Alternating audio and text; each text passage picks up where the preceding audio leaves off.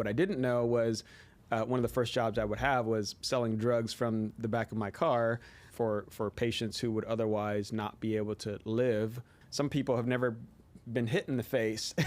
And so it's sort of important to know, how do I react when I'm hit in the face? Uncle Sam kept taking more and more of my money. So I said, I got to figure out a way to put real estate investing on hold for the next 15 years. Even if we only ever have those 2 units, our investors will be able to double their money within a 5-year term. Right now, where the ask price is $7 million, and they're willing to do a 15-year lease back at a certain rate, right? Absolute triple net lease, no landlord responsibilities. It's sort of a conversation to understand, can we even meet your needs? If so, then hey, let's do a deal. If we can't, no problem, good luck. You know, we've got plenty of other deals to pursue. So after reading books and research and realizing, man, 75 to 80% of Americans became wealthy through or due to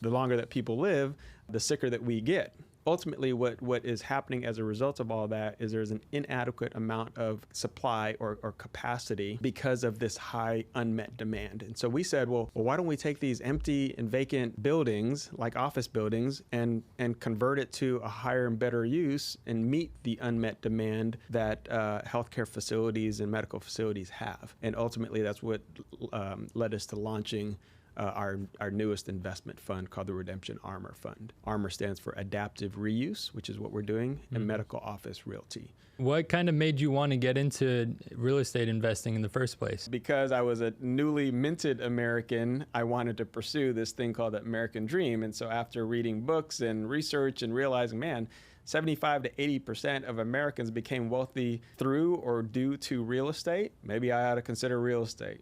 Right. And so that's when my pursuit began. So talk to me kind of about how you go about finding these people. What makes someone a good candidate for a potential partner on a deal? Really, it's a lot of introspection about, okay, what am I good at and what do I like to do versus those things I don't like to do and things that I'm not good at. I need to bring people on my team who can meet those needs, who are much better than I am at certain things and that love doing those things. Some people have never been hit in the face.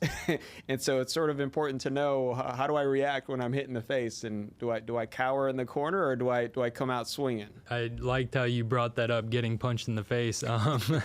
You know, it's that quote that everybody's got a plan until they get punched in the face, right? And Great that's philosopher Mike Tyson. That's you know, for business, I think that's huge. You know, execution. Everybody's got an idea, and there's a dime a dozen. You know, ideas are not the hard part, as you know. It's really executing, putting the team together, going through the motions, and getting after it. So, and there's a lot of punches, so to speak, that come your way when you're running a business. What I didn't know was one of the first jobs I would have was selling drugs from the back of my car legally. I had no idea that pharmaceutical sales was a thing, right. And really enjoyed that, excelled at it. I was convinced by my first manager that leadership, which I had some good experience in education, was equivalent to or synonymous with sales. Effectively, in leadership or sales, you're influencing other people to make decisions and do things that they may not otherwise choose to do in and of themselves. Right. And so because I was able to leverage that leadership experience in sales, I was able to be successful. And so I led teams of up to 500 nurses all across the country. I think 130 hospitals at one point I had contracts with and had managed those relationships. Nurses on call for patients who would otherwise not be able to live, literally absent of the treatment that they would receive from the nurses that I cared for, and then that my nurses in turn cared for them. And so that was highly fulfilling, highly demanding, and I continued to increase in my earning potential and different roles and things like that. And that's really what sort of brought me to real estate as I was getting blessed with these opportunities. Uncle Sam kept taking more and more of my money. So I said, I got to figure out a way to try to retain more of the money that I'm making. And after more and more research, it was like, okay, I had explored this real estate thing right when I got out of the Army, put real estate investing on hold for the next 15 years to focus on my corporate career, and then realized at the end of that time period, man, this real estate thing, if we're gonna pursue that, knowing that that's still a valid and solid means to create wealth and mitigate taxes, that we got to do it the right way. And so that's when my wife and I sort of bought into a real estate education program. We've been, reading the tea leaves as to what is in high demand, because that's ultimately what we want to do with these buildings that we want to convert from their existing use to something else, is understanding what is in high demand in that local market. In many places, because there's a lot of people who are aging everywhere, medical is a really solid play. But in the same way that, a quarterback receives the ball from the center, you go through your progressions, right? And so the first pass that you might look for might be medical office building. Well, if it's already oversaturated with surgical centers, for example, that might not be the right play. What about dialysis centers? What about infusion centers for oncology and other things?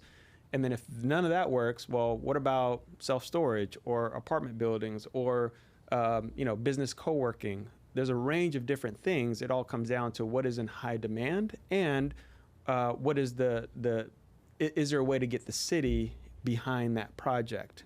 Public-private partnerships, in other words. We like to structure our deals in a way where the success of that project is not dependent on those incentives, but rather is just gravy on top. Maybe allows us to return capital to investors sooner than expected as a nice surprise to them. And if nothing else, provides buffer in terms of risk mitigation and project overruns and things like that, that you really need to incorporate into what you're doing, just because many construction projects, if not all of them, tend to go over budget and over time. And so preparing for the worst is part of the planning process. I think there's value in specializing in a certain property asset class, but we're deliberately being generalists, right? I don't need to be, and this goes back to what I said earlier in terms of competency in your 10,000 hours. I don't need to be the hotel developer or the multifamily specialist with 2,000-3,000 units. That's not our jam. What we would like to do is to identify the property and bring the capital that we need, but then partner with the people who will execute and who bring that added level of expertise for that particular asset. But being highly specialized, for example, in multifamily right now, a lot of operators have found themselves in a little bit of a pickle as mortgage rates have increased and they didn't have rate caps in place, right? A lot of their properties are bleeding cash. It's much more difficult for them to pivot to retail or industrial warehouse or hospitality because they're the multifamily guys, right? Whereas we're generalists. And so that's the one thing that should be noted, and which equates to a doubling of investors' capital over 5 years, right? And so what we like to do is look for assets that do exactly that, which means that if we're producing a 15% investor level IRR, then because of the split structure that we have, the waterfall structure, then we've got to be looking at ones that on a project level will produce 18% or more. What would you say is kind of the hardest part about putting together a deal? Is it raising the capital? Is it, making the deal pencil, depending on what asset class you go with, or, putting the team together? What, in your opinion? Depending on the market cycle, there's a different answer for that, right? Right now, capital formation, whether you're talking debt or equity, is a major constraint. In times past, it was deal flow. We have no problem with deal flow right now.